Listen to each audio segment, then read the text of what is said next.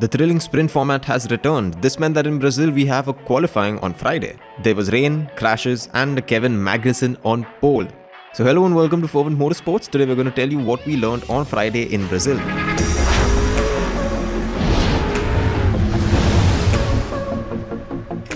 At the start of this year, Russia invaded Ukraine. They launched an all-out attack which left the world shocked. Haas had Nikita Mazepin as one of their drivers and he was Russian. However, Mazepin's father was one of Putin's close friends. So Haas made a bold decision and they decided to drop Nikita Mazepin. Now Mazepin took his sponsors with him and Haas was left with little money. The team chose to re-sign one of their old driver Kevin Magnussen. And since his return to Formula 1, he has been shining. As the track conditions were changing in Brazil, he put in a superb lap that no other driver could beat. There was time left, but the rain came pouring down. Magnussen's time was unbeatable and not even Mercedes, Ferrari or Red Bull cars could match it. And you can just listen to his disbelief over the radio. Okay. What position are we? You're P1, mate. You're kidding. I'm not kidding. Magnussen will start the sprint race in P1. Ferrari will always be Ferrari. What I mean is that since Matteo Binotto said this, they've not won a single race. During quali, the weather conditions were constantly changing. The Ferrari pit crew were extremely hesitant about what they wanted to do. They called in their drivers for new tyres but made them wait while they went to replace them with another set of tyres. It's all confusing, but the funniest part was towards the end of the session.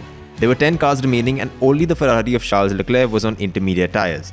All 9 other drivers were on slicks. Leclerc was so slow that he held Sergio Perez up and Sergio Perez couldn't get a decent time. Leclerc starts in 10th and Perez starts in 9th. Leclerc even asked his team if anyone completed a lap on the slick tyres and his response sums up this season so far. Yes, they did. Nice, beautiful. Beautiful. Monogas for some. Haas, Red Bull, Mercedes, McLaren, Ferrari, Alpine. This is what the top 6 looks like. This season I've been used to seeing the top 3 constructors lock out the grid spots. However, this is certainly a breath of fresh air. The mixed conditions provided for some exciting racing.